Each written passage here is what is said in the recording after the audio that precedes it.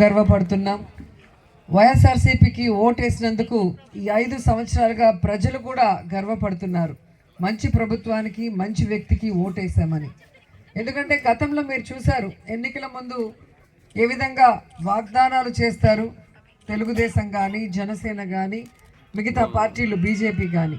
ఆ తర్వాత ఎన్నికలైన తర్వాత వాళ్ళు అధికారంలోకి వచ్చాక 2014 నుంచి 2019 వరకు వారు చెప్పిన వాగ్దానాలు 600లో ఎన్ని చేశారో ఒకసారి ఆలోచించండి. ఎంతమందికి చేశారో ఒకసారి ఆలోచించండి. మీ కుటుంబాలకి మంచి జరిగిందా లేదా అని ఒకసారి ఆలోచించండి.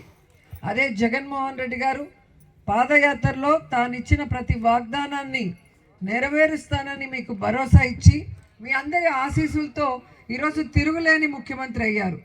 ఆయన ముఖ్యమంత్రిగా సంతకం చేసిన మొదటి రోజు నుంచి ఈ రోజుటి వరకు ఆయన ఇచ్చిన ప్రతి వాగ్దానం నెరవేర్చారా లేదా, అది ప్రతి ఊరికి వచ్చిందా లేదా, ప్రతి కుటుంబానికి వచ్చిందా లేదా, వారు ఏ పార్టీ వారైనా, ఏ కులం వారైనా, వారింటిలో ఎంతమంది అర్హులుంటే అంతమందికి సంక్షేమం అందిందా లేదా అని ఒక్కసారి మీ గుండెల మీద మీరు చేయి పెట్టుకొని ఆలోచిస్తే ఈ దేశంలోనే ఏ రాష్ట్రంలో ఏ ముఖ్యమంత్రి చేయనటువంటి విధంగా ఇచ్చిన ప్రతి వాగ్దానాన్ని నెరవేర్చిన one and only CM Jaganmohan Reddy గారు. సో అలాంటి నాయకుడు మా నాయకుడు అని చెప్పుకోవడానికి నేను కూడా గర్వపడుతున్నా. ఎందుకంటే గతంలో నేను అపోజిషన్ ఎమ్మెల్యేగా ఉన్నప్పుడు 2019 ముందు ఎన్నికల్లో ప్రచారానికి వస్తే ప్రతి ఊరిలో కూడా గొడవలే. నీళ్లు లేవనో, పట్టా ఇవ్వలేదనో, పెన్షన్ ఇవ్వలేదనో, ఏదో ఒకటి ప్రతి ఊర్లో గొడవలు తప్ప ఆప్యాయంగా పలకరించే వాళ్ళు తక్కువగా ఉండేవాళ్ళు. కానీ ఈరోజు గర్వంగా కాలరెగరేసి ఏ ఊరికైనా, ఏ వాడకైనా మేము వెళ్ళగలుగుతున్నాము అంటే జగనన్న తానిచ్చిన ప్రతి వాగ్దానాన్ని నెరవేర్చారు. కాబట్టి ఏ కుటుంబమైనా కూడా మరి కక్ష సాధింపుగా మమ్మల్ని తిట్టాలనుకున్నా ఆ కుటుంబానికి ఏమొచ్చిందని చూస్తే దాదాపుగా 2 లక్షల నుంచి 4 లక్షల వరకు వాళ్ళకు కూడా వచ్చి ఉంటుంది. కాబట్టి ఇది జగనన్న ప్రభుత్వం. పేదవాడిని తన మనసుతో విన్న కష్టాన్ని దూరం చేయాలనుకున్నాడు. అధికారంలోకి వచ్చాక మనసు పెట్టి పనిచేస్తున్న మనసున్న మహారాజు అని గర్వంగా నేను చెప్పగలను. ఎందుకంటే చంద్రబాబు నాయుడు ఈ రాష్ట్రాన్ని ముక్కలు చెక్కలు చేసి ఆ తర్వాత నేనైతే దీన్ని బాగా సరిదిద్దుతాను, నాకు అనుభవం ఉందని చెప్పి ఒక 600 హామీలు ఇచ్చి అధికారంలోకి వచ్చాక ఈ రాష్ట్రం విడిపోయింది, నష్టాల్లో ఉంది, కష్టాల్లో ఉంది, అప్పుల్లో ఉంది అని కథలు చెప్పాడు. మరి అదే రాష్ట్రాన్ని ఈరోజు జగన్మోహన్ రెడ్డి గారు పరిపాలిస్తున్నారు.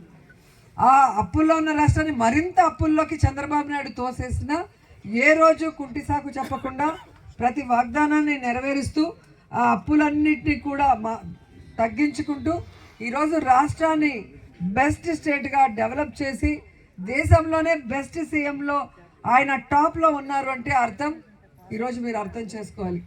వైజాగ్లో గ్లోబల్ ఇన్వెస్టర్ సమ్మిట్ పెడితే ఎప్పుడు ఎక్కడికి పోని విధంగా అంబానీ నుంచి, అదానీ నుంచి పెద్ద పెద్ద దిగ్గజాలు ఎందుకు వచ్చారు? జగన్మోహన్ రెడ్డి గారి పరిపాలన మీద, పారదర్శకంగా ఆయన చేస్తున్న పరిపాలన మీద నమ్మకంతో, గౌరవంతో లక్షల కోట్లను ఇన్వెస్ట్ చేస్తున్నారు. ఈరోజు సచివాలయ వ్యవస్థ ద్వారా ఒకవైపు ప్రజలకి సర్వీస్ చేస్తూ వారి కష్టాన్ని దూరం చేస్తూ వాళ్ళకి వెల్ఫేర్ అందిస్తూనే మరోవైపు ఆ సచివాలయ వాలంటీర్ వ్యవస్థ ద్వారా యువతకి ఉద్యోగ అవకాశాలు ఇచ్చి ప్రభుత్వ ఉద్యోగాలు, ఏ రాష్ట్రంలో అయినా ప్రభుత్వ ఉద్యోగాలు ఎన్ని ఇచ్చారో ఒకసారి ఆలోచించండి. ప్రతి వాడు ఫ్యాషన్ అయిపోయింది తెలుగుదేశం వాడు. ఎక్కడ అభివృద్ధి, ఎక్కడ జాబులు, ఎక్కడ రోడ్లు. హైదరాబాద్లో కూర్చుంటే పవన్ కళ్యాణ్ కానీ, చంద్రబాబు నాయుడు కానీ, లోకేష్ కానీ నా మీద పోటీ చేసే కరోనా మూతుగోడు ఎవరైనా కూడా హైదరాబాద్లో కూర్చుంటే ఇక్కడ జరిగే అభివృద్ధి అంటే తెలుస్తుంది. కాబట్టి రోడ్లలోకి రావాలి, ప్రతి గ్రామంలోకి వెళ్ళాలి. ఈ ఊర్లో అభివృద్ధి జరిగిందా లేదా, సంక్షేమం జరిగిందా లేదా అని నువ్వు ప్రతి ఇంటికి వెళ్ళి అడిగితే చెప్తారు. హైదరాబాద్లో కూర్చొని ప్రెస్ మీట్లు పెడతారు. ఆంధ్రప్రదేశ్లో అభివృద్ధి లేదు, ఆంధ్రప్రదేశ్లో సంక్షేమం లేదు, ఆంధ్రప్రదేశ్లో రోడ్లు వేయలేదు, ఆంధ్రప్రదేశ్లో రక్షణ లేదు అంటారు. మనం తెలంగాణకు పోయి రక్షణ ఇవ్వగలమా వాళ్ళకి? మాట్లాడే మా షర్మిలక్కకు కానీ లేదా పవన్ కళ్యాణ్కి కానీ ఆంధ్రప్రదేశ్లో ఇల్లు పట్టుకొని మొగుడు పిల్లలు తీసుకొచ్చి ఇక్కడ సంసారం పెడితే మనం వాళ్ళకి అన్నీ ఇస్తాం, వాళ్ళకి అన్నీ కనిపిస్తాయి. కాబట్టి ఎన్నికలు అనగానే వచ్చేవాళ్ళు తెలుగుదేశం, జనసేన వాళ్ళు. కానీ ఎప్పుడూ ప్రజల్లో ఉంటూ ప్రజల కోసం ప్రతిపక్షాల్లో పోరాటాలు చేశాం, అధికార పక్షంలో సంక్షేమం అభివృద్ధి చేశాం. అది ఒక్క జగనన్న ఆయన సైనికులు మాత్రమే అన్న విషయం మీరు గుర్తుపెట్టుకోవాలి. గ్రామాల్లో కూడా దీన్ని గట్టిగా చెప్పాలి. ఎందుకంటే ఈరోజు వచ్చేసి మీకు బంగారు ఇస్తాం, కారు ఇస్తామని ఆశపడి ఓటేస్తే మళ్ళీ 2014 నుంచి 19 వరకు ఏమైంది?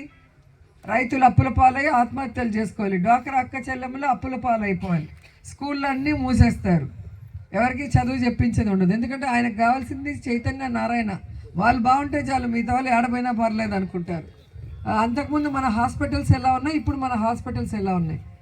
కాబట్టి ఇవన్నీ మనం గుర్తుపెట్టుకోవాలి. ఇవి కాక ప్రతి కుటుంబానికి చేసేది కాక ఈ రాష్ట్రానికి ఈరోజు 17 మెడికల్ కాలేజీలు తీసుకొచ్చి పేద విద్యార్థులు డాక్టర్లు చేస్తున్నారు. 17 మెడికల్ కాలేజీలకి సూపర్ స్పెషాలిటీ హాస్పిటల్లో వస్తాయి కాబట్టి ఆ ప్రాంతంలో ఉండే అందరికీ కూడా మంచి వైద్యాన్ని అందించే అవకాశం ఉండేలాగా చేస్తున్నారు.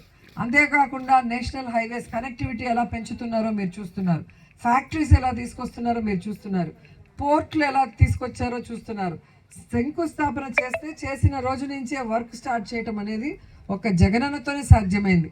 అంతకుముందు మీరు చూస్తే చంద్రబాబు నాయుడు కానీ అంతకుముందు తెలుగుదేశం నాయకులు శిలాపాలకాలు రాష్ట్రం అంతా కనిపిస్తాయి కానీ వాటికి పనులు జరిగింది లేదు.